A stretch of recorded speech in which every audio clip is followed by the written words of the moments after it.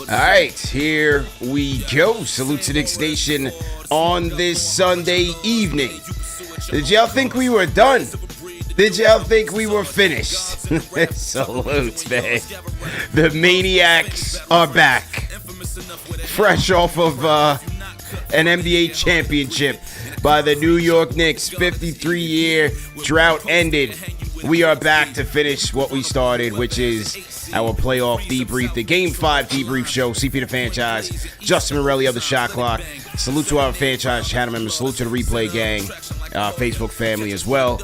We're going to continue reading some of the Super Chats that we had from last night when the Knicks clinched it all. And, if you're on Cloud9 like us, hit the like button, hit the share button, subscribe to the channel, call us up on the Discord if you didn't get in last night as well, man. Let's go.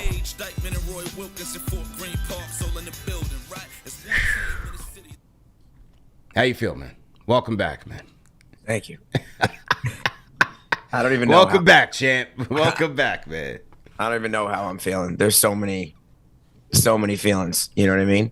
Like, just from never thinking I'd ever, I'm going to get emotional even just talking about it now. Like, never thinking I'd ever see this. You know what I mean? Like, from all, we've had good teams, over the last 25 years, a lot of bad ones, but we've had some good ones. But you just always thought something was going to go wrong, right? For the Knicks, for the fans, for the Knicks fans. It's because that's what it's been. That's what we're prone. That's what kind of we're, programmed to feel. And this playoffs felt different. It felt different from once we changed that offense and once we changed the way we were playing. Then from that point on, it felt like everything was going right. And it almost felt like we were on a collision course to win. And I'm still in disbelief. I have to, when I turn on the TV or I look at a clip and I see the Knicks, something about the Knicks, because everyone's like, I'm like, oh yeah, they won. They won the championship. They won the championship. Yeah, crazy. Unbelievable. I'm from back in the day, I've been a newspaper collector whenever we have those milestone New York moments. Not a paper in sight. Every 7-Eleven, I went to about 4 or 5 different convenience store 7-Elevens. They were like, yo, the papers were gone at 10 a.m. By 10 a.m., papers were all gone. Yeah. All gone. Because I got back at 1 and I went to, Dwayne Reed. I went to a couple of spots. Nothing. Absolutely nothing. But the key thing you said there was this one felt different. And I think it's because this wasn't the slap lipstick on a pig type of build, rocket build that we're rushing into that had no legit shot at competing, but we're just trying to, win the headlines and trying to be sensational. But this was a patient, diligent process build that took for over 4 years, 5 years to come together. And so, give that's credit to Leon Rose and obviously credit to Jalen Brunson for turning this franchise's fortunes completely around and breaking the 53-year drought. The family did it, man. And they say, you have a 5-year plan, right? That's what they say you should have, is a 5-year plan. And the Knicks had that. I don't know if they planned it to be exactly 5 years, but obviously it was less than that. But, yeah, I mean, look, I said this. I did a pod this morning. When I landed, I did a pod, and I did 45 minutes, and it was too short, right? And I could have done an hour and a half today just on, going back and talking about how they got here. And really, COVID changed the whole thing. Really, COVID was a seminal moment in American history, right? Yeah. Obviously, with all the pain and everything went through. But for the Knicks, it was the turning point. Because then they changed. First of all, the fan base took off after that because that was everyone being inside for over a year, needing something, needing human contact, needing a sporting event live, and the Knicks finally being at least a respectable team that overachieved that year and went to the playoffs. And I think we all knew that team wasn't going to be a real playoff team, but the fact that they were just there giving us enjoyment was a win. And Leon and Tibbs originally, and obviously with Julius and the whole thing, they started that. And then once they got Jalen shortly after that, and this thing started to go in this direction. And, now you saw this year, I think we thought going into the year the Knicks could get to the finals. I think everyone thought that, but that was more based off of other things that were going on as well. Tatum's injury, Halliburton's. No one said that because they were like, oh, the Knicks are the best team in the East and they could be the best team in the world. No one said that, right? Even Knicks fans didn't think that. And what we saw, which is what's so special about this, is we earned that win, right? Yeah. That wasn't we just won because guys were hurt or we just lucked into it. No, we dominated the competition. We did it with class. We did it with hard work. We did it with you're saying with grit, right? Gritty. We did it with determination, and we did it with a team. We did it all together. And then when we had to do that, and that's why I wanted Jalen to win the MVP because he deserves it. I wanted him to because he dragged us home, and I wanted him to get it so bad. Because for this.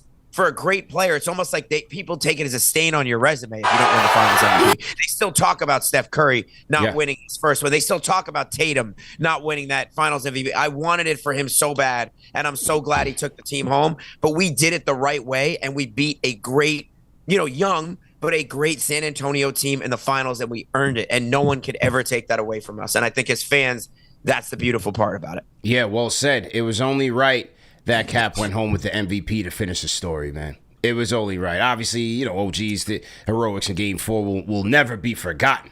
Yeah, but this on the montage, right? The playoff, the Finals montage years from now is the OG tip.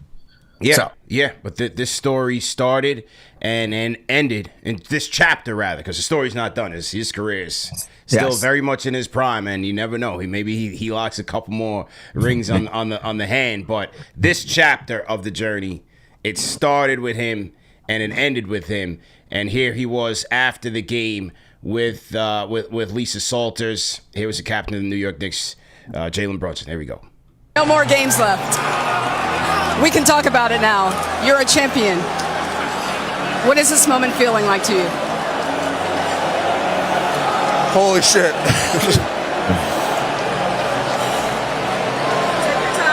Take your time. Wait a long time for this. I got no words.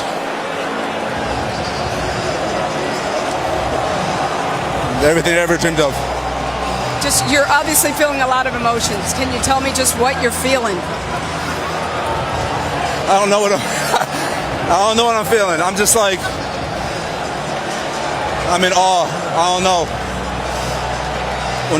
Whenever someone counters out, we find a way to come back and do something about it. When the championship was on the line, you took over the game, really. Especially in the fourth quarter, 15 points in the fourth quarter. Just what were you saying to yourself about finishing this tonight? My confidence comes from my work ethic. Every time I got the ball, all I can think about is all the hours in the summer. For every summer I had since I ever could remember making this a reality. So whenever I had the ball, I'm just thinking about just me alone in the gym. And you're getting to share this with your father. Just how special to you is that?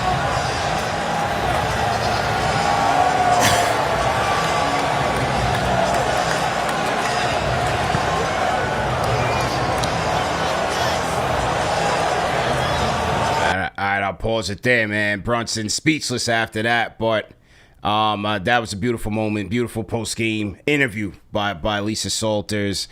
15 points from Jalen Brunson, 45 in the game. And I felt it going into this game. I said, look, he's had an up and down series. He's had a rough series, but he's come through in the clutch in these series. Game 1, especially, right? Game 2, he had a big shot in Game 2. Yeah. Game 4. Game 4. Willing them in that fourth quarter. Again, it was him and OG going back and forth. And then I said, yo, Cap he's going to go off in one of these games. As Steph calls it, the shooter's bounce. The Spurs defense was impenetrable in the first quarter. The Knicks couldn't get it, within 10 feet of the three-point line, much less into the paint. Couldn't do anything. But by the second quarter, bro, you started seeing him chipping. He was chipping away. And I said, we're okay. We are just fine, man, bro. Took us home. And he played great in the last 2 games, right? He was great in Game 4, 36 points, almost 50% shooting. True shooting percentage was really good. And then obviously with a virtuoso performance in Game 5, and will go down in the history books as one of the great closeout games in NBA Finals history. So I think for me, watching that game yesterday, the Spurs, and it was just interesting watching the evolution of the series, right? Because the Spurs defense made it impossible for us to run our offense. We went back to the Jalen Brunson ball in this series, basically. Really, after the first 2 games, I feel like the Spurs, they were figuring it out. They had Wemby on Towns too much. We said it. They kind of threw those games away, to be honest with you. And we got our offense going in the second game, until we almost choked at the end. But in the second half of the second game, our offense looked the best it did all series. Then they kind of took away everything because with Wemby, he's just such an impenetrable force, because if he guards Towns up top, Towns doesn't really have the vision with a man that size to get the cutters. And if he plays center field or plays free safety, he can't get those cutters into the lane there. So it's like it's impossible for them to run that offense against the Spurs. They're like the one team. Maybe the Thunder would be tough too. We don't know. Yeah. But they're like the one team that it's like that's not really an answer. And you saw that throughout the series. It became a Brunson series. You saw the shot attempts, as the series went on. It became a series that Brunson was going to have to put the cape on. He was going to have to do his Allen Iverson, right? Like he was going to have to do that. And you saw in Game 5 when no one had it. Bridges was okay in the first half. Hart made a couple shots the second half, but for the most part, Towns barely played. Right. OG was that was the first really bad offensive game he had the entire playoffs, really. And Bridges was and Hart hit a couple shots, but it was him. It was him versus the Spurs defense, which, like you said, the Knicks had like 13 points at the end of the first quarter, and I think they had 18 points with like 8 minutes left in the second quarter. And I was turning to my brother, and I was like, are they going to get to 70 in this game? Like, it was that crazy. And then you saw Captain start to hit some shots in the second quarter. You cut it to 5 at the half, and you're like, all right. I knew it was our game. I was like, we're not losing this game because we're going to out-execute them, and we have the best closer, and that's what he always does. The best closer. He has the switch. He knows when they don't have it going, I can't just be giving the ball up. Yep. You know what I mean? I've got to go get it for my team. And once he got into that shooter's bounce and had a flow, there's no turning back. You're done. 45 points in the game clincher. The superstar conversation is over with. Everything else is out the window. And what I said in a previous pod is like just every year of tracking him since he's been here, his watching his brand elevate along with his game. Yes. I mean, when was the last time we've seen that with a player in the NBA? Some guys come in with the silver spoon. They're at the top of the draft, and they stay at the top of the league, like a LeBron and, all these guys. But with him literally coming out the mud and sprouting into this force. Yep. The clutch statistics mirroring Michael Jordan in some respects. In a lot of respect. In a lot of respects. Yeah. It's like, when have we seen that? And we have had the joy of watching it every step of the way. He's leveled up every step of the way. Me and you watching him in Philly, putting the cape on, going to the locker room first. Remember that? Of course. Could barely walk back to the locker room. And we're like, oh, man, we're cooked. You thought the same thing was happening last night for a second. I was like, when I saw the replay, I was like, oh, no. Yeah. So, yeah, man, with the ankle, right? When Wemby stepped in front of him and he turned it. And you were like, I was thinking to myself, like, forget this game. We may lose. If we lose this game, is he going to be back? Yeah. I was like, this could be the series right here, but he always comes back. Always comes back. He always comes back. The toughness, the fearlessness, the selfless. He channeled his idol. He channeled the Mamba mentality last night, man. He did. He went into Kobe Super Saiyan mode and just went crazy. I mean, give me your reaction from the fourth quarter, and you're in the building. Give me your reaction, you and bro's reaction, bro. So, first off, my brother and I started the game. We were like, we want Brunson to get the MVP because I wanted it for him. Mm-hmm. It's not going to make or break OG's career. Brunson, it's going to make or break where his legacy will stand eventually, right? So when we get to the fourth quarter, we're down 7, I think, entering the quarter, and I turned to him and I said, Brunson's going to have to drag us to the finish line. That's how we're going to have to win this game. I literally said that to him. And then you're watching. We were on the opposite end. So I was right where Wemby missed the shot. I was right behind the basket, right there when Wemby missed the shot. So I had a perfect selfie when they won. Wemby bricking the shot, walking off like a sore loser that he is. And then, so that, with the whole thing. But as Brunson's making all these shots, it was just almost like a foregone conclusion. We're just looking at each other, and I'm like, we're going to win this game because we have him, and they don't. They don't. They can't execute down the stretch. And, they want to talk about how they dominated the series. This is the whole thing, the whole narrative they want to talk about. Well, if you can't execute in the fourth quarter, you didn't dominate anything. No. I'm sorry. No. You didn't. And by the way, if you look at the stats, they outplayed us in the first quarter significantly. The rest of the quarters, we have a plus. So we've outscored them in the other 3 quarters. On the time of, on the time score, it looks, obviously drastic. But if you can't execute in the fourth quarter and you're not playing winning basketball in the fourth quarter, then what are we even talking about? You know what I mean? So we have that guy who does that, who's built for that, who has belief in himself to do that. And I've never felt such confidence in someone when they have the ball. Like, I really believe this, and I'm not trying to say this as a Knicks fan. I don't think there's another player in the league that I'd want the ball with for the end of the game. Yeah. It doesn't mean he's the best player in the league. That's right. I think he's one of them, but it doesn't mean he's the best. Like, obviously, we have Jokic, we have Shea, we have other guys that we could talk about. But in terms of the guy I'd want the ball with for a shot at the end of the game, I really think I would take Jalen Brunson. I don't think, for me, I would really not hesitate about it because I've seen it now over and over. And even when he's playing badly, you see it. If he's not shooting well, you see it. If he is shooting well, you obviously see it.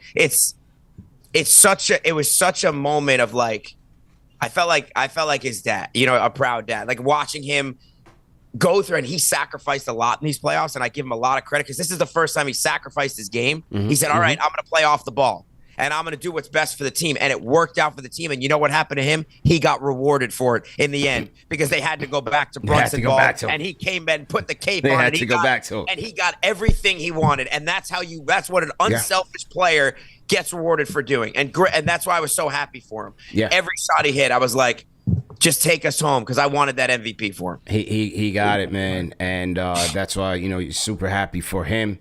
And you're right. I was one of those people that was, singing his praises to the point where you almost think it's just irrational homer stuff, but it wasn't. It's like, we've watched this guy time in and time out deliver. They don't call him. I don't call him Captain Clutch for nothing. You know what I'm saying? Did you make that up, by the way? I did.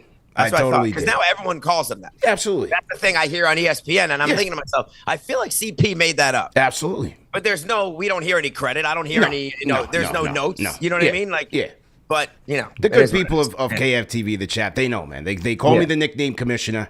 Yeah. I've given several nicknames, from Captain Clutch for Jalen, the Block Nest Monster, Mitch Robinson. Yeah, that's a good Mitch, one. Please. That was a good one. He changed over to Big Country. We allowed it. Shout out to Big Country, man. And who else? RJ, I gave him Broadway Barrett. Some people didn't like that one. I rocked with that one. A couple others. But yeah, man. Just an amazing end to this chapter of his career. And, he did it with the heaviest jersey in the league to wear. My God. That's what people don't talk about also. It's like, I said this, I did a video on him last night, the pressure that he was under to perform in New York City with the curse, with the burden. Because, like, once you get the second round, you said it, I think, last year. You were like, the second round's not good enough anymore. Right? I think we see it on this show. So the honeymoon's over. It was over. The expectations were high. It might have been earlier this year even. The honeymoon is over. We need more. Well, you ask and you shall receive, because that's what this guy has always done. And that's the thing. He's such a great role model for superstars, because he's an old school. He's the Derek Jeter mold, right? He's the guy, you don't see him partying out in the streets, out in the city. He's chilling. He goes and puts the work in, right? And like, New York City can be tough for superstars because there's a lot of distractions. You can get yourself caught up. He's the perfect superstar to have in New York. And I would say this too. I said to my brother before this series, the guy who benefits the most from this series is Jalen, because he becomes a global star from this series. If they win this series, he wins the finals MVP. Wemby's going to get that. He's already a star because he was a phenomenon. Jalen was like a New York star. But in terms of the national media and the global, because everyone watched this series, you saw the numbers. You had people in every country watching the series. This was the biggest final series since Jordan of 98. So this was where Jalen had a chance to vault himself to now national stardom, where he gets national commercials and he does all these types of things. And to finish the 2 games that he had, the comeback from 29, 36 in that game, and then 45 in this, man, could you have walked out on the red carpet any better than that? None. It's just amazing. So absolutely. Absolutely amazing, man. CP the Fanchise, Justin Morelli in the building, the Game 5 debrief show. Yes, if you're watching, yes, the 2 maniacs are back at it. Making more content and do a more show. By the way, that's what they say. They say that to me in San Antonio. They were telling me that. What? You maniacs going back on? And I said, well, I'm here. So I was like, I'll be back tomorrow and we'll be on at some point later in the day, I'm sure.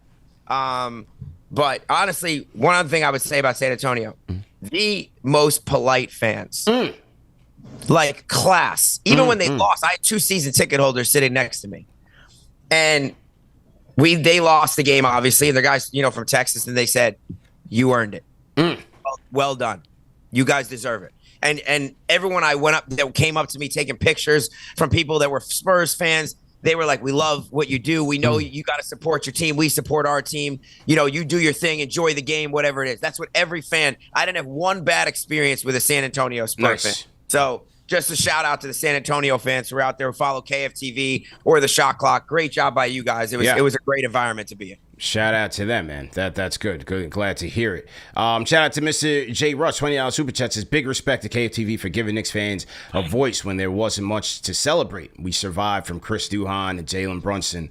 This one's for every diehard who never gave up. What was your first year? 2017.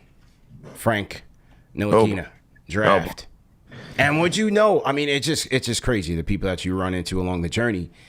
One of the guys in the video, and it's up on my YouTube, the first video I posted. One of the guys in the video was at the watch party last night. Oh, that's sick. 9 years. 9 years. That's a full circle right there. One of the guys who was in the video crashing out that we drafted Frank. It was the ultimate doomer Knick fan video. Like, what the hell did the Knicks just do? Who the hell is this kid? And they were right. He turned out to be a dud. Yep. But June 2017, June 17th, 2017, almost 3 years. Wow. To the day, man. Wow. 3 days. 3 days. 3 days. Yeah. So just incredible. Shout out to Mr. J. Russ for sure. As we keep it going, $10 Super Chat. GOT says, tell Hammond we got 100 guns on it clips, Becky. We from New York. Got a semi-automatic that spits if you talk. What are we doing for the parade? That's a good question, man. Yeah, we got to talk. Offline, man. Figure out the parade situation. Yes. We can't spit those secrets out. Those are trade secrets. Yeah. We got to figure that out. We'll put that out ASAP, man. But we got to do something, obviously. I'll be out there for sure. Yeah, 100%. $10 Super Chat. OK Birch says, Jalen figured out the Spurs throughout Game 4, and the rest is history. This was his magnum opus, just as you said, bro. You know what's an interesting thing, too, just to add? Everyone talks about the small guard, which I think the small point guard, that's been in history. And look, Becky Hammond said what she said. I think I disagreed with her, but going back to history, you can't fault her for making that determination. Right. Even if it probably wasn't a Jalen thing. It was more just like small guards don't win. My thing goes further than that. We usually don't see scoring point guards win, who are ball dominant, score first point guards. You go Derrick Rose, you go Russell Westbrook, John Morant, every player like that. Those guys usually don't win championships because it's usually like, those guys who get their guys involved, and it's usually a team thing. And I think what you saw with this Knicks team is Jalen kind of went into that Steph role for most of these playoffs, took him off the ball, got us to that place, and then when he needed to go on the ball, it was a great balance. And I think that's why you saw him be successful. So for me, it wasn't really the small guard. For me, it was like, can a ball-dominant scoring point guard win a championship? Yeah. Well, now, for the first time since Isaiah Thomas. Yes, sir. 36 years ago. 36. We have our answer. Shout out to Freeway Hustle, $10 super chat says scoring 45 in the title clincher under Becky's retired jersey in San Antonio. Outplay the tallest superstar in the league. Poetic justice. Let's go Knicks 2026 champs. Hashtag ring for CP. Salute, man. Shout out Benny Cogs, $5 super chat says this is what it feels like to coast into a nice off season, landing without a crash and burn. It's so nice. I'm like, oh, it's the off season. Yeah. But usually it's like I was at the game and we won. I was like, what now? Yeah, we've officially hit the off season, June 14th. And we usually have something to complain about. You know what I'm saying? We're usually like, all right, let's get rid of it. We got to move this guy. So I'm like, what we got to improve the bench, I guess. We got to I'm like thinking about but I'm like, let's just enjoy this. Just enjoy you know what I mean? Just enjoy it. But man. We're not programmed to think like that. No. We're programmed to be like, all right. What's next? Right, exactly. What's next? And on this show, around this time, we would be doing our draft series. So we'd be combing the draft and prospects and who's next to help the Knicks. Right now, it's just chill. And debrief. There's a lot to talk about with this team. So many stories with this team. So many stories. For sure. John Torre, $5 super chat says the phrases hero ball and 5 picks should now officially be abolished. Jalen Brunson defines what it is to be a humble hero. Yes, he does. Yes, he does. Shout out to BK Jeezy. Says, salute KFTV family. We did it. It feels great to be champs. NYPA87 says, NBA champions crazy. Thank you, KFTV. 26 was great. Definitely a great year, man. Benny Cox as well, $10 super chat. Says, we were reborn as champions at Slate last night, and New York parade immediately after was unforgettable. Now they want to say Jalen can't do it again. Still not the greatest Knick. Just watch. Hashtag NYCane5. Yeah, it was Slate wasn't crazy. Cried like a baby, bro. I saw that. I was out of there. I crashed out. Man. It's hard not to. I didn't think. Every time I look at clips, I want to cry. And I want to. Just a disclaimer for the chat. I'm a man. All right. I was saying that, but this emotional time, you guys know that it's emotional time for us, and I'm a sensitive person when it comes to things that you feel like we're a part of this. You know what I mean? Like all the work we put into the Knicks and how much we care and the games we go to and all the time you put into it. Yeah, we don't play on the court, but we give our best to support the team. And I feel like, us being at the Garden, us being in San Antonio, we give the team a lift. So Absolutely. We're really a part of, as fans, we're a part of this journey. And it's emotional when you finally feel like all the time that you've put in to the team is finally paid off. Yeah. And now it's just like, man, like I said, I'm still a man. So come at me at your own risk. But I couldn't help myself, man. I couldn't help myself, man. It's as you said, the reason I did this, and you do it, is because we're diehards, you know? And so we're building communities of people like us. And part of that is going through the tough times, the dark ages, from 2000 to 2000 and what? Carmelo's, it was a couple splashes, but really from 2000 all the way to up to Julius in the COVID year, that's almost 20 years of languishing. Yeah. From 01, when Vince took us out, I think it was that was the end of the Ewing era. That was the end of and then the Sprewell got traded right after that. And and then we got Van Horn. And once we got Van Horn, you knew it was downhill. Torpedo downhill. Yeah, you knew that was the snowball, the domino. Yeah. And so as for me, being part of that Ewing era, that was an era filled with what ifs. What if Starks doesn't go do that? What if Riley plays Orlando Blackman? What if Ewing dunks it and doesn't do the finger roll? Charles Smith. Everything was about those moments. Yeah. Right? And it was like, damn, if we only did this, we would have won. If we would have kept X-Man. If Jordan did, it was always about that what if. So to see Jalen shatter that and finally bring the chip home, and then, Ewing's on the team. He's in the team. And Ewing's taking pictures with holding the trophy. You can see how happy he looks. He's hugging Towns. Oakley's in the building. Yeah. Oakley was sitting right near me, actually. The way I always watch John Starks just into the game like he's still playing. It meant something to them. It means something to me, man. You know what I'm saying? Agreed. It was for all of those reasons. And then, like I said, on top of that, there's so many personal stories of Knicks fans that connect through this team. whether it's a family member they lost or, remembering where they were or something that happened that was connected to a moment in the game. Like it's bigger than just putting the ball in hoop. Yes. You know what I mean?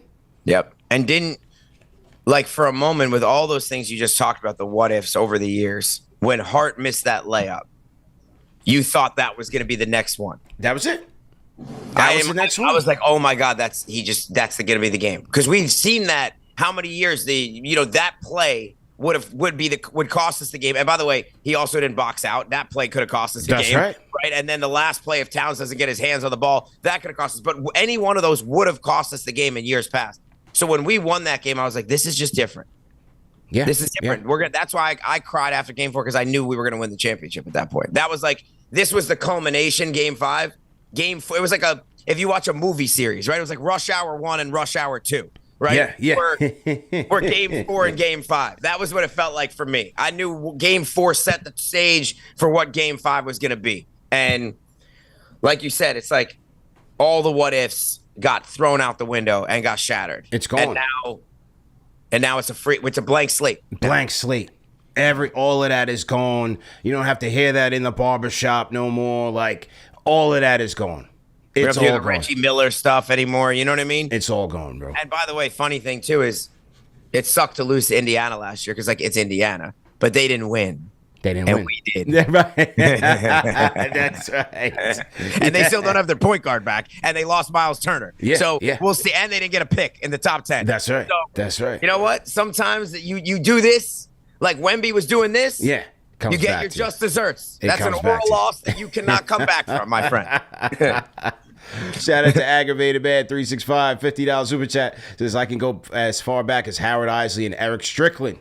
A lot of miserable and frustrating nights through the years. Thank you, CP and KFTV, for giving us fans a platform to vent, and I truly do vent here. Yes, he does. That's why he's called the Aggravated Man. Proud of the team and our fans. We deserve it. Absolutely, man. Yeah, Aggravated's been a big-time contributor to the platform. We appreciate you, man.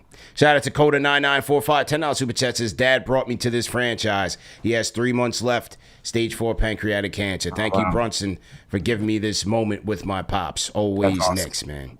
Everybody in the chat, man, at Coda9945. Let's send him well wishes. Send him and his family well wishes. And we hope that your dad continues to fight. We hope that your dad continues to fight. But as you said, Jalen Brunson brought that memory for you and your family. And then that's exactly what I mean, bro. Yeah. And that's a story, first of all, like you said, hopefully your dad stays much longer than that, right? But that's a story you put out there. You might get Jalen coming to the hospital and sitting with you two and taking a picture. I can see that. That hit me. Yeah. 3 months left, and he breaks the curse right before. That if that doesn't move you, then you don't have bone in your body. That's sensitive. So that's exactly what I mean, man. Where it's bigger than just putting the ball in a hoop. It's bigger than that, man. So, Cody, we wish you and your family very well and continue to fight, man. Shout out to Willen, 86645 super chat says, would OG's tipping be ranked up there with Eli's escape the defense and throwing the ball to Tyree and him catching it with one hand on his helmet? It's funny, I just had that conversation with my guy Dexter Henry and Jonathan Mack. We recorded something with Dexter. What's the bigger moment? So you know what I'm going to say? They're very comparable for this reason.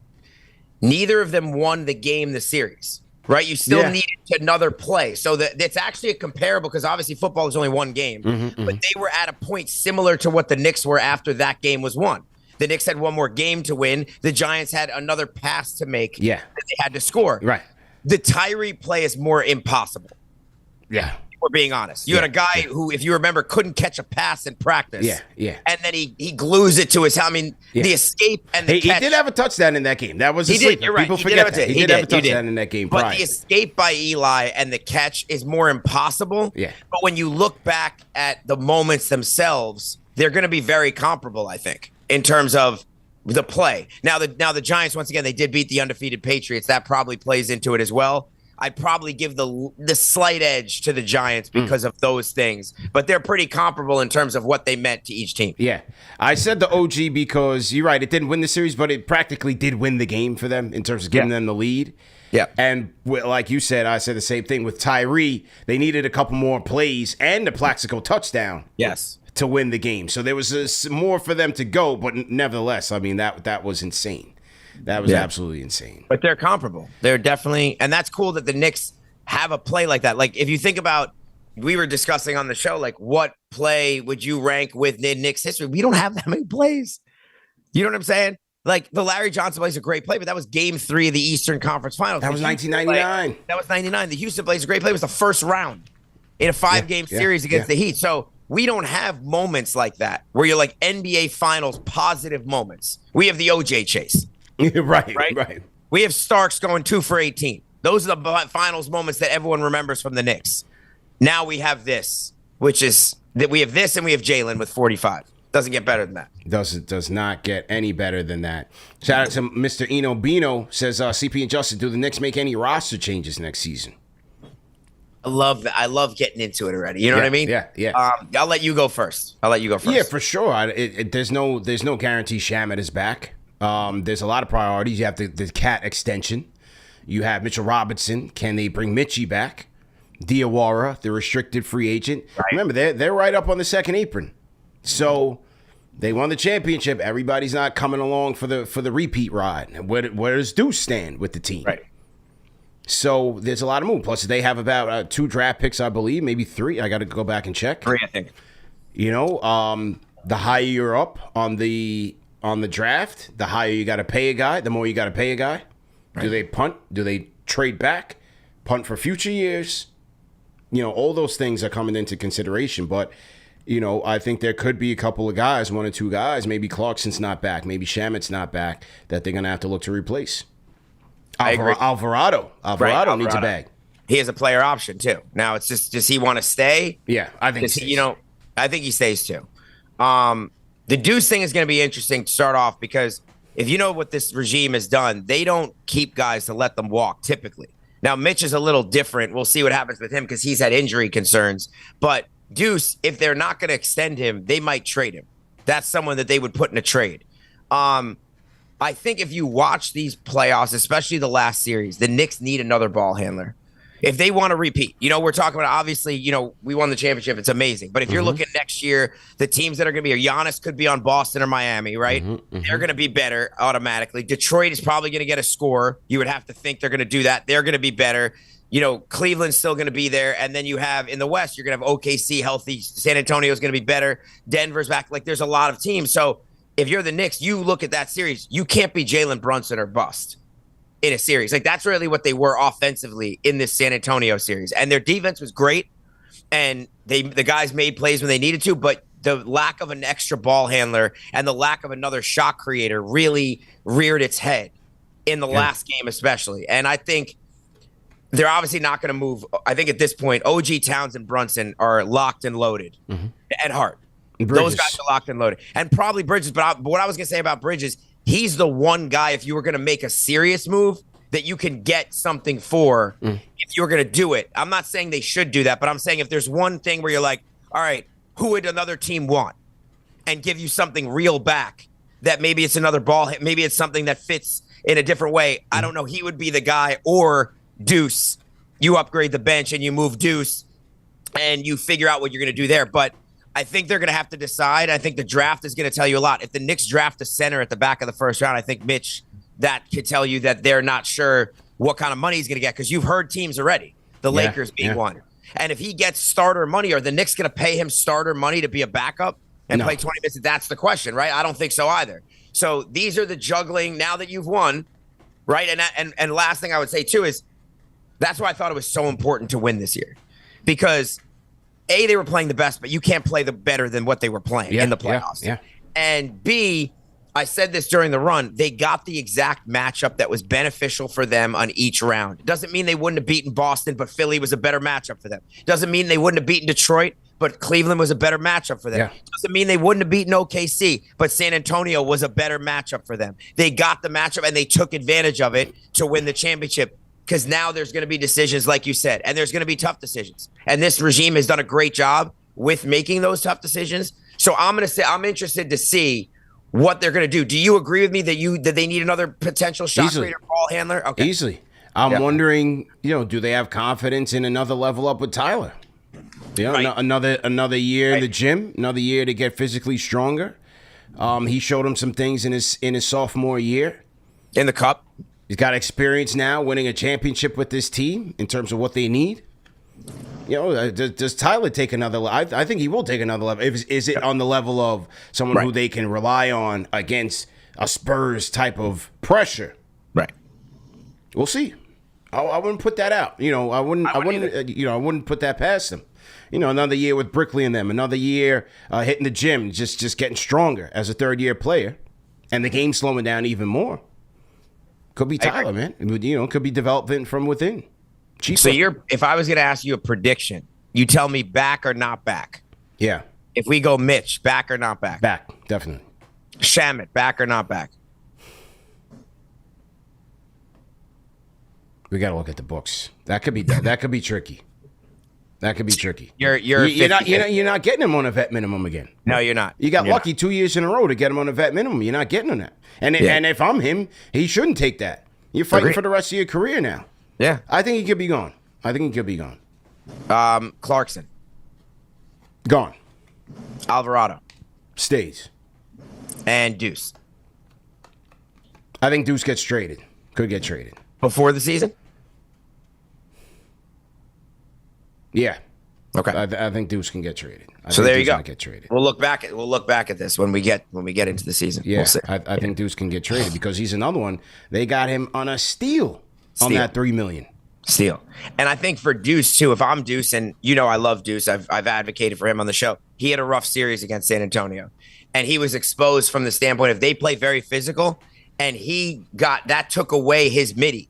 So then he just became a sole 3-point shooter. And when you have big guards coming, Deuce is not a big guy.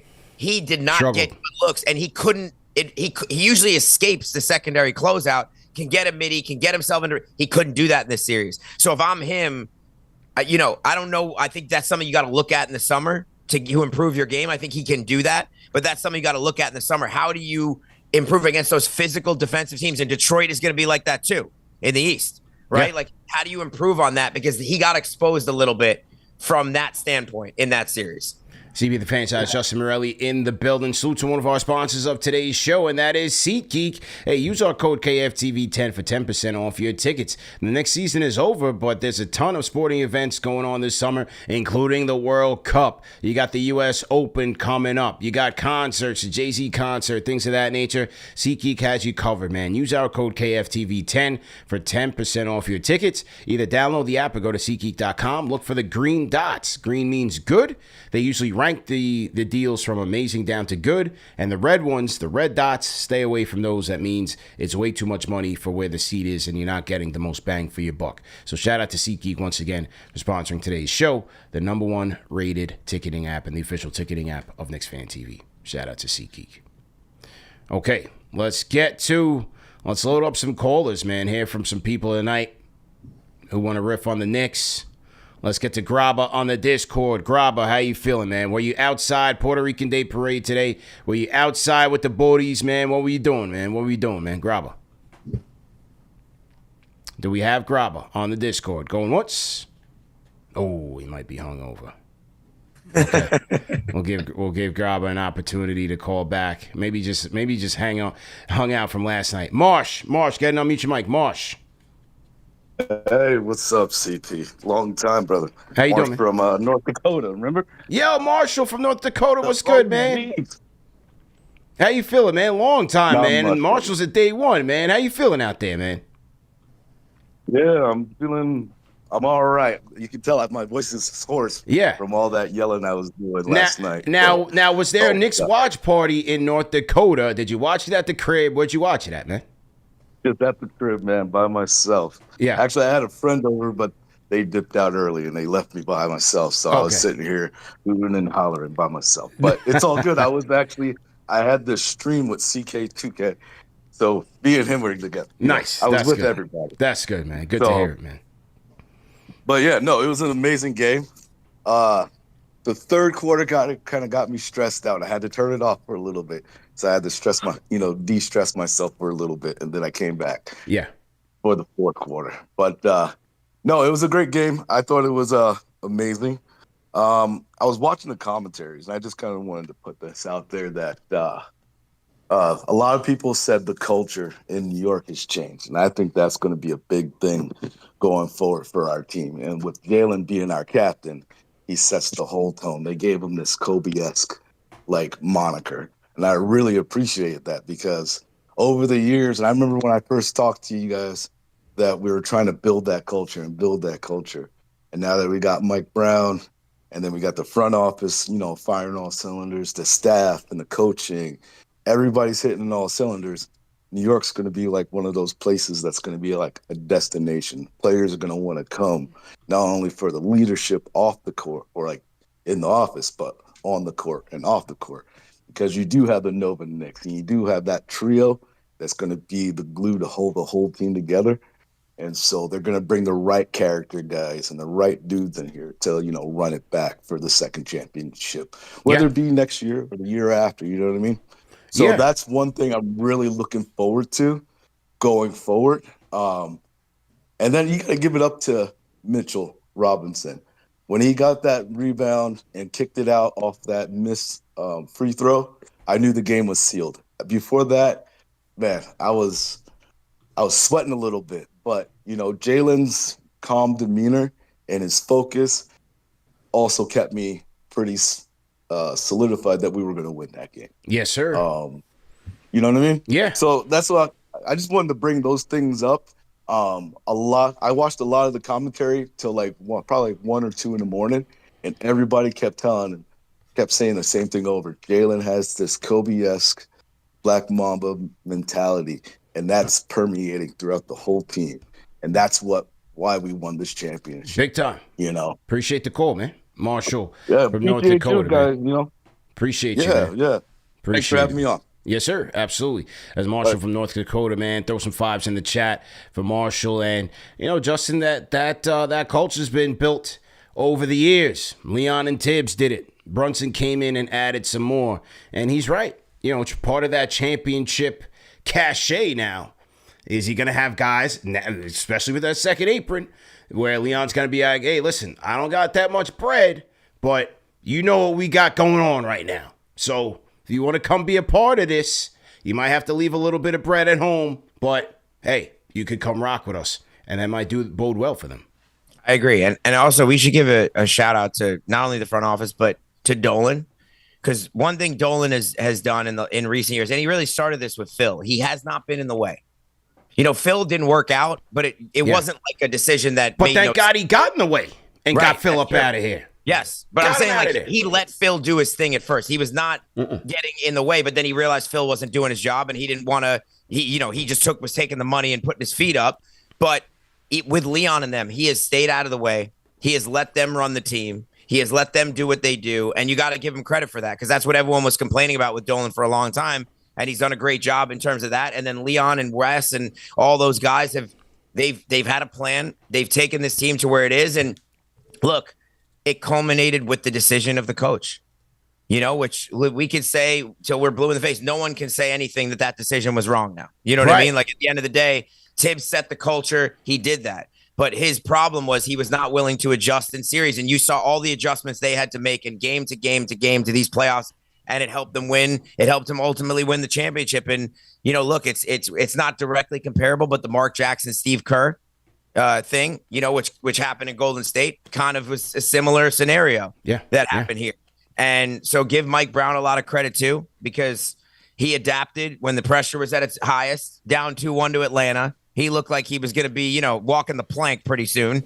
And he listened to his players. He made the adjustments. And I don't know if you did you see the Ian Begley report that came out late last night about, so basically Dolan and Mike Brown spoke to the team before the playoffs. And Dolan went to them. He said, this is what I expect from you guys. And they said it hit them better than they thought. Like what he said had a significance. They was like, listen, we've been doing this a long time. I believe in you guys. I know you guys can go do it. And the players really appreciate that. And then what Mike Brown did, Mike Brown went to every single player, every single starter individually, had a conversation with them because there was some friction supposedly in the locker room. He went to every single starter. He said, tell me your issues. What's going on?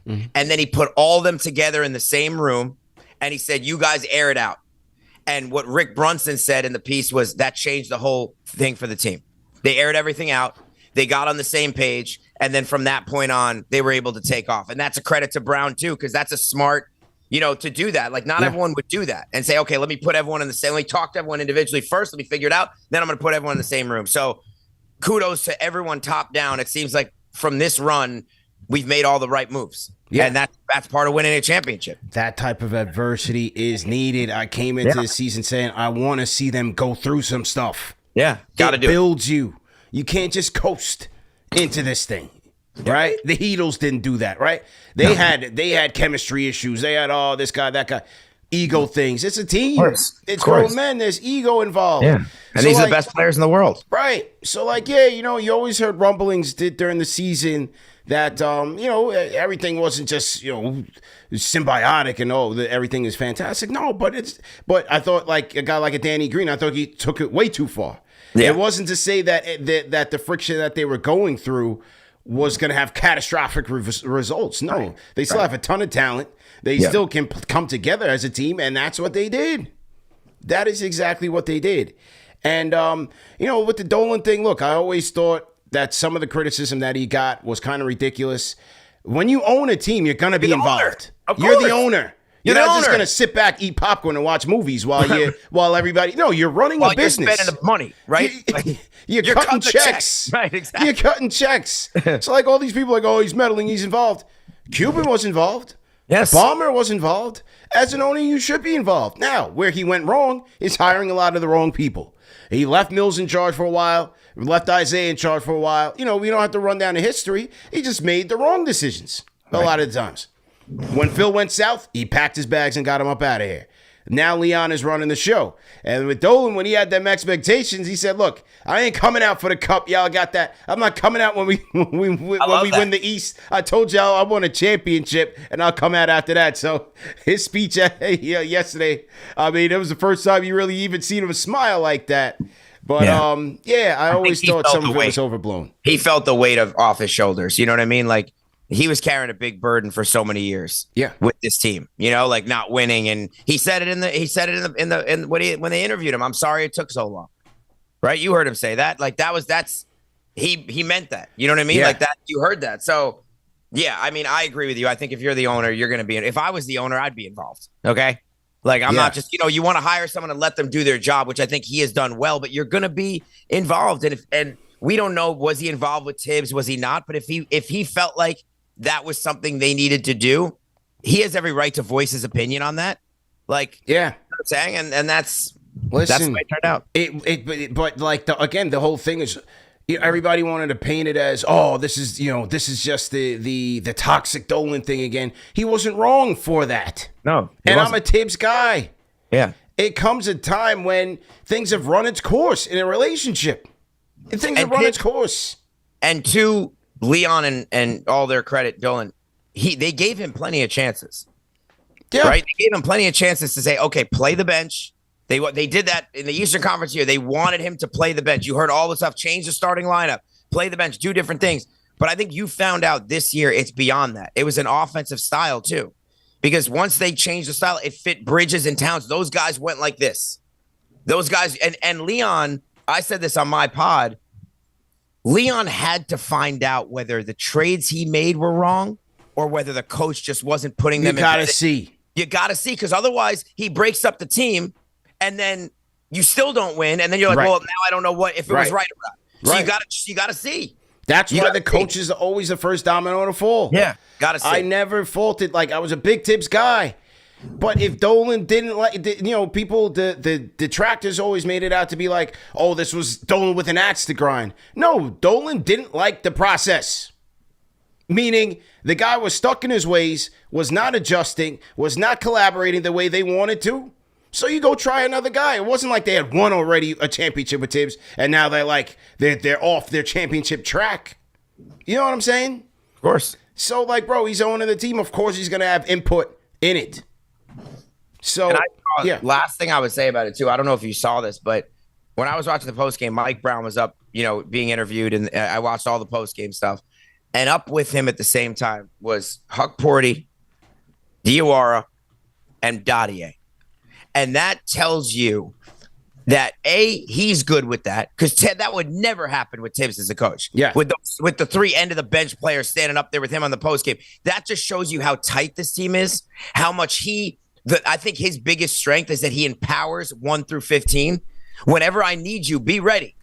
You're probably not gonna let's be honest. You're probably not gonna need Dottier, but he empowers them to believe that I might need you on any given night, so be ready. And he treats them as equals. He treats them as they're all part of the team. Because listen, they push the guys in practice.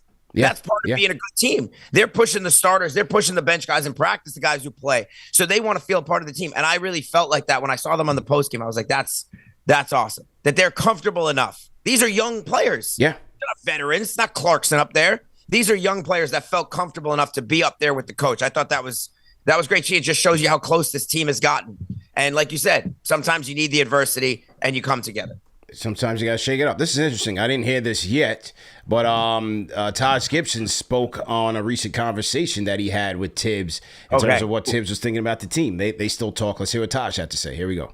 I talked to Tibbs yesterday, and the first thing we talked about was he didn't have any kind of malice in his heart. He didn't have any kind of hatred. He was so happy for the guys. He was just really so proud of the guys and what they accomplished. And he was just like, he said, like, he's so happy that the fact that everything is going right for them. He was like, man, that's how it goes. Like, you may have some good things going for you. You may have some things that don't go right for you.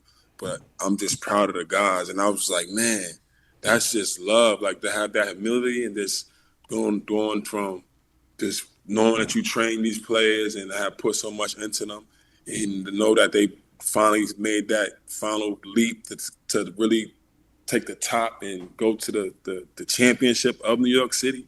I talked to Tibbs yesterday, and all right, that was Taj Gibson, man. So shout out to Tibbs, man. Shout out to Tibbs, stand up guy, and we thank him, man. We thank Tibbs. He set the culture. He set it up. He set us up. He set us up. And that was the first thing I said when they hired him. I said, is he going to take the Knicks to the finals, to the championship? You hope so. But he could also be a guy who could be a ladder, a stepping stone, set us in the right direction. And that's what he did. That's what I said 5 years ago on this show, 6 years ago. That team that lost the Hawks in the first round was not a good team. That he overachieved with that team. Yeah. That team was a 4 seed. That was a 12 seed. Yeah. You know what I'm saying? Yeah. Like, let's be real. If you looked at who was starting, wasn't what's his name? The point guard. Oh. Why am I blanking on his name? Alfred Payton. He was starting at point guard, right? That was the Knicks lineup. Was Randall Barrett, who was young and couldn't shoot. Alfred Payton. What do we have? Nerlens Noel. I mean, that was a team that was like that. That was not had any business being a 4 seed. He overachieved with that team, and he got the ball rolling to where, okay, hey, we're headed back in a respectable. You got to get to respectable before you can be a champion. He got us to respectable. He got us to be a legitimate team every year. And then, hey, sometimes you got to make tough decisions in this business. And if you want to see results, and that's what they felt like they had to do. Big time. CP the Fanchise, Justin Morelli here on the Debrief Show. Listen, people, we got a lot of super chats to cover. We got a lot of callers to cover. We're just going to break this up into parts, man. We're going to be live every single night. Right? I got John Smell coming up tomorrow at 1:30. We just going to keep debriefing this thing until we done, because there's so many ways to dissect it. So many sound bites coming out. So many people want to get their thoughts across. So, if we don't get to you tonight, we're going to get to you tomorrow, the next day. We're going live every single day to talk about this. The New York Knicks are world champions, ladies and gentlemen. No, you are not dreaming.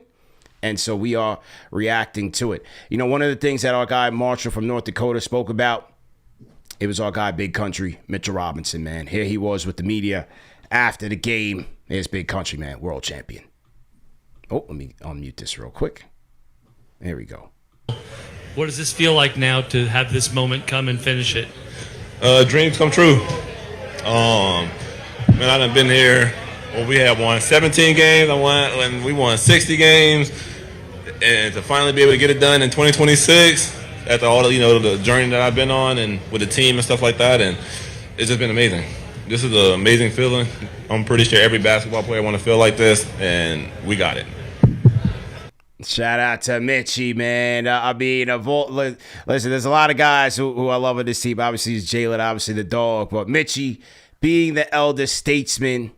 Again, another guy whose career we watched. Yeah. As You a like rookie. You like the country. You like the country vibes. I love it because what I like about Mitch is that he's a one of one. He don't try to fit in with nobody. He stands on his own. Whether you agree with everything he says or he does, that he stands on his own. He's his own man, and that's what I respect about him. But on the court, I mean, as Marshall said, how apropos. One of the biggest plays of the game was him once again bodying Wemby for that offensive rebound to seal it, the same way he did in the NBA Cup. If you saw it, bro, the same way he offensive rebounds, pushes Wemby under the basket, and Wemby's holding on to Mitch. Yep. And Mitch still grabs offensive rebound. Beautiful, man. And I think you saw from him in the last couple of series, he said he was going through stuff personally. He didn't look like the same player. You know what I mean? But when it came to the biggest play, he had in the biggest game, I think he had 10 rebounds in that last game. Yes, he did. And a couple rebounds down the stretch, including obviously that one.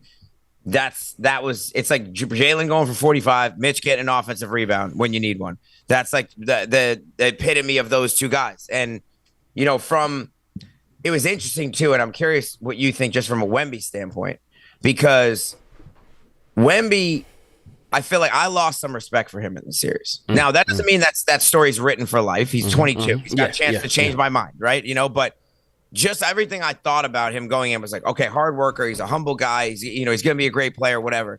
And I felt like he didn't take accountability for the way he played. He all he wanted to do was come out every game and say, oh, well, we dominated the series or whatever. Meanwhile, you came up small in every single fourth quarter when you, as a great player, had a chance to tip the game. He was not humble. He was not humble. And you know what? You great players, you screwed up. And that doesn't mean that's your whole career. You have a chance. That's not going to rewrite your career, right? LeBron, we saw him with Dallas. Like, he changed the narrative after that. You can change the narrative. You're young. But you got to stand on business. You got to stand on, hey, I wasn't good enough. If I was good enough, we might have won. Simple. But I wasn't good enough, and give the Knicks credit because I didn't play well enough and they outplayed us. But you know what? What he did was we dominated the series and we should have done this. Well, yeah, you should have done it if you had played better.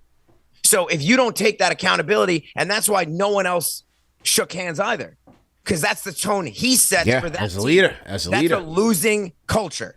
Now they're a winning culture over the history, and they're a great team, and I think they're going to be there. But that's never a mentality you want to have as a team, because that trickles down from your best player. That goes down to the end of the bench. The only guy that shook hands was who? The former Knick. Cornette. Luke. Right? And when you start talking like that, and you chirped all series. So you know what? If you talk the talk and you lose, you got to stand on it. And you got to say, hey, I wasn't good enough in this series. I'll be back and I'll be better. That's it. That's it. And do you agree with that? Absolutely. I didn't feel like he did that. Okay. Yeah. And Steve Pete's in the chat. He's got a lot of growing up to do. You know, that's as you said, LeBron with Dallas. It takes time. And even though he is mature in some ways in terms of how he looks at the game, how he thinks the game, he still has a lot more growing up to do. He handled it like a sore loser, and the rest of the team kind of, followed suit. But also, I kind of take it as kind of a young person type of thing. So I agree. Yeah. I think it'll all come, man.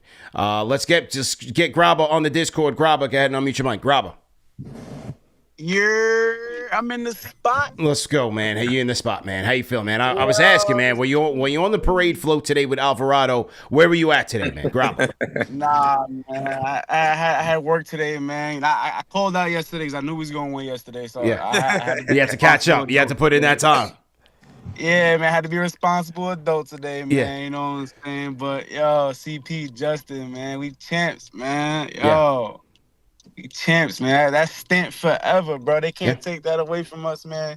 Real quick, CP, salute to you, bro.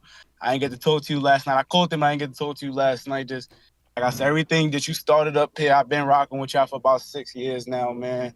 I got to talk to Stephon Marbury and Kyle O'Quinn. I got to shoot a free throw on the garden floor. Chuck D be saluting me in the chat after every time I call, man, and it's all because of you, bro. So I appreciate everything that you do for us, man. Appreciate it, man. down, bro. Yo, Justin, salute to you, bro. I know you was crying again, man. We some cries, man. I was crying, I was laughing, man. It was just all types of emotions I was feeling yesterday. But we champs, baby. We here. The Reposado knocked me out last night. I woke up on the couch.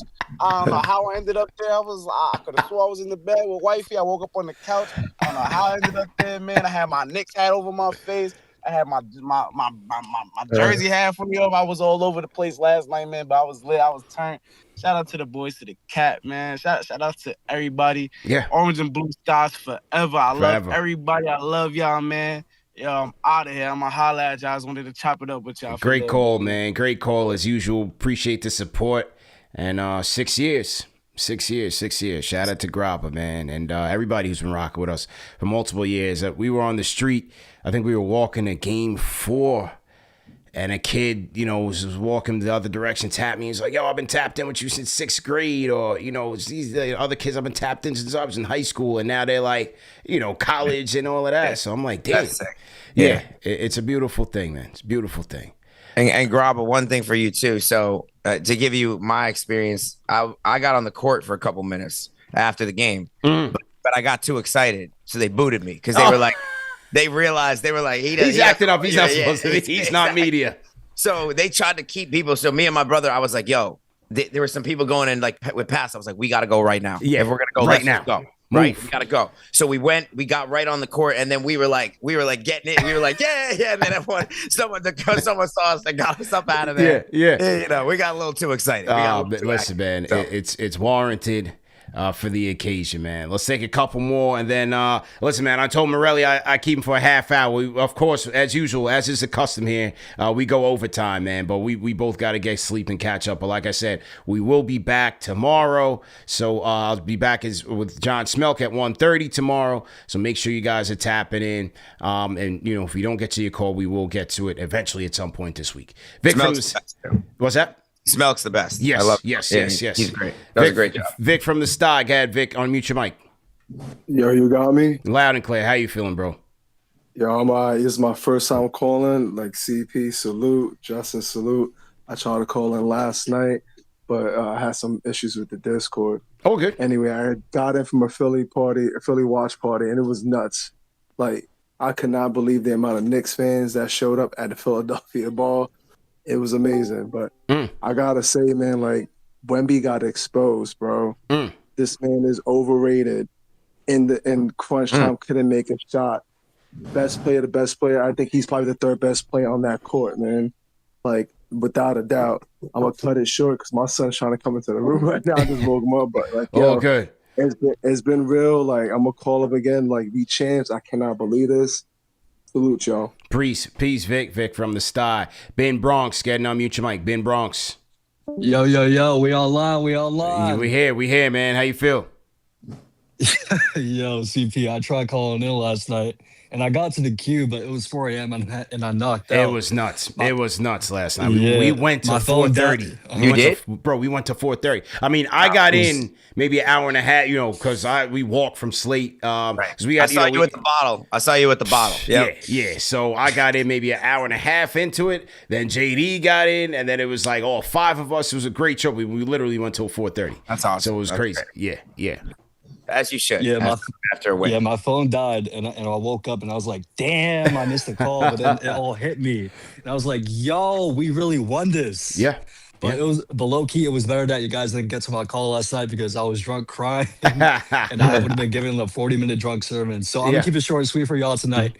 To everyone that's listening to the #1 show for the fans, by the fans, with the greatest team in the history of the world, and we learned anything from watching this team's run, is that you should never give up on your dreams and on yourself. And remember that you are a Knick, and a Knick never quits. Good night, KFTV. Good night, Knicks Nation. Salute to you all. Enjoy this moment. Great. Let's go. Great job, man. Great job. And very inspirational. Shout out to Ben Bronx on the Discord. Okay, what else, man? If you guys haven't already, man, head over to shop.KnicksFanTV.com. Get your championship merch, man. We got the championship tee, the team tee, and the Destiny trophy t-shirt, man. That's what I said, man. I said this team was a team of destiny, so we had to make that up. So shout out to Team KFTV. Get your Destiny t-shirts and your championship t-shirts, man. Shop.KnicksFanTV.com. Absolutely, man. Morelli, you pulling up to Summer League, man? You pulling up? What you doing, man? I'll be there. Pull up, man. You got to. I'll be there. I'll be there for the first, the beginning. The first 4 days. I'll be there. Yes. Yeah. Well, I think, we've been doing the meetups. We've been doing the meetups out there, and every year it's taken on a life of its own. I think this year's going to be the biggest one, though. That's going to make sense. Because I think the year that I went, you were not. That was the 1 year you weren't there. Yeah. So last year I didn't go. Yeah. So this year, the first year was like 138 degrees or something like that. Man, it's insane. It's like you're driving with the heat blasted. Like if you ever turn the heat on full blast in the car and the top ventilator, that's what Vegas feels like. It's like right in your face. But I think the cool thing right in your face. This year should be extra special. Because you have so many players in this draft class that people are going to want to see in person for the first time, and they're all going to be playing in Summer League. So I think you're going to see even more NBA guys there that are coming to check those guys out. I think this should be a fun. If you ever plan to go to Summer League, this is the year, in my opinion. Yeah, AJ's definitely going to have a crowd. I think Peterson, Boozer, Acuff, Wilson, all those guys I think are going to have a crowd over there, and it's going to be interesting. It should, and I'm looking forward to it. You know what I mean? I'm looking forward to it. Yeah, for sure. I will take a couple more calls, and then, like I said, we'll wrap, man. But we're going to keep it going all week. So we're going to take a break and get some real sleep here. Shout out to, let's go to the Halanesian on the Discord. Hello, can y'all hear me? Loud and clear, man. What's your name? Where you calling in from, man? New caller. Hey, how's it going? Yeah, this is actually Will N in the chat. Sorry. Okay.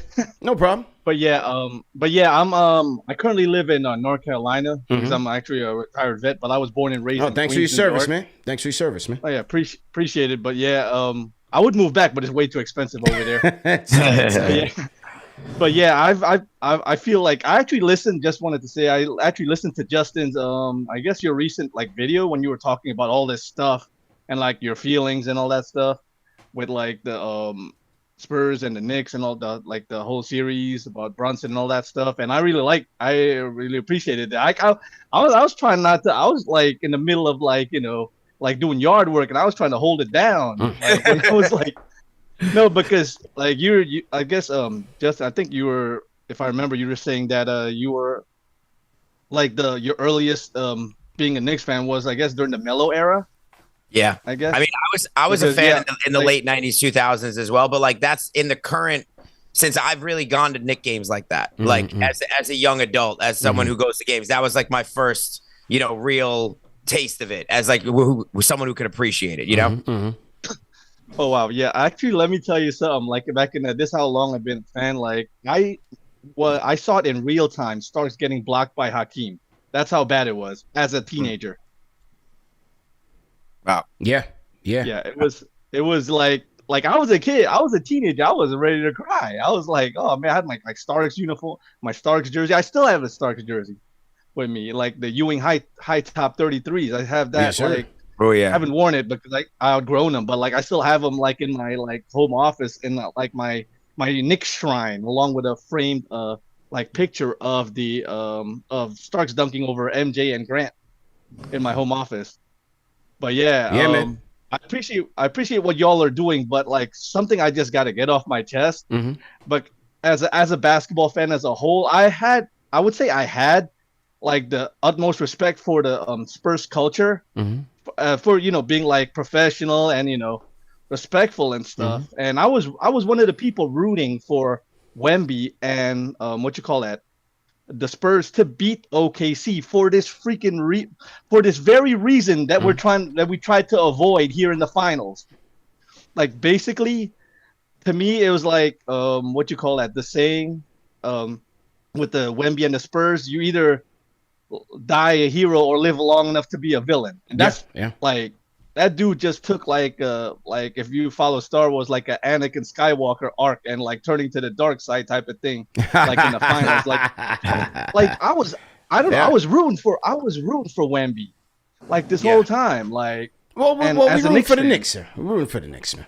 Yeah, appreciate the call. Yeah, I'm No, I meant like and the Spurs like in the Western Conference Finals. Yeah, because I was like, yeah, man, that's going to be a great series. And then they do all this bull crap, dirty plays and stuff, and it's like I lost all respect for him, and it's really disappointing. Even though I'm happy that the Knicks won, I feel like, man, I felt like they could have. Man, all right, I don't know. I'm gonna drop you off, man. I appreciate the call, man. We get what you're saying. We definitely get what you're saying, man. Yeah, we just gotta go rapid fire. Y'all are doing. Appreciate. I'm sorry. I appreciate what y'all are doing. No reason to apologize, man. Appreciate the call, man.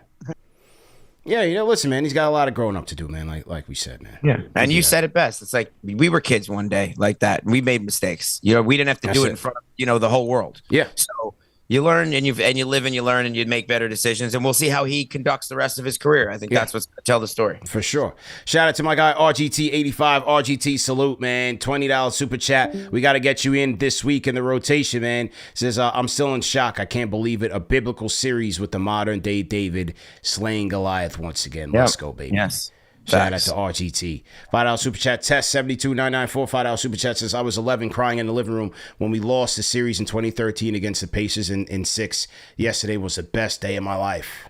Absolutely. Salute. From a lot of people. Yeah. Best day of my life. Shout out to Shallon2 Goated. Welcome to the Fanchise channel member. Shallon2 Goated. We got LD. LD, man, when you calling in, says CPB not capping. The problem was never the roster. Congrats. AFTV champs, KFTV champs. Up next, Yankees. NY back-to-back. Hashtag go get Giannis. No. What? No. Where did we get that? He snuck that in. Yeah, I think he might be joking. He might not be joking. He might not be joking. LD, you got to call in and explain that one. Shout out to Staten Sports Cards, $10 super chat says, thank you for building this amazing community. Your channel has kept a positive and authentic vibe. Congrats on the championship. Keep up the great work. KFTV forever, man. Louis B. from Staten Island. Shout out to I got Willin. Says another hypothetical. What if the Knicks waited until Melo became a free agent so that they didn't lose their depth in the trade? Plus, also, what if Stat fully stayed healthy? It's a big what ifs, man. All true. The Melo thing was never really realistic though, because he wasn't going to wait to see if he was going to get paid. The cap was different back then. I don't really fault anyone for that. I think they had to go get. They wanted the best player. They tried to go get him. Things happen. It's just what it played out the way it is. Yeah. I don't think that could have played out much differently if they wanted him. Tack the Wolf. I love this team. I love our history. I love our Knicks. Thank you for all you guys do every day and bringing the Knicks community together. Shout out to you. Will Latimer. Will, we the champs, man. $5 super chat. Says CP Justin, salute. I still can't believe it. I cried too, fam. Trying to get to the parade. We are champions. Parade is going to be crazy. Oh, my God. That's going to be the next time to cry. Yeah. Yep. Big time. Yeah. And I think we got a DJ A Smooth. Says, thank you, fellas, for everything. I'm still in shock. Yes, sir. So are we. Who else? The sunglasses will be out during the parade. Yeah. Low key, Kenny G. We are the champs. Salute to Russell Whiskey. We are the champs. Absolutely, man. Absolutely. All right. Well, listen. We're gonna stick this in the books there for part 1, and we'll be back again part 2, man. Let's go. Debriefing this thing.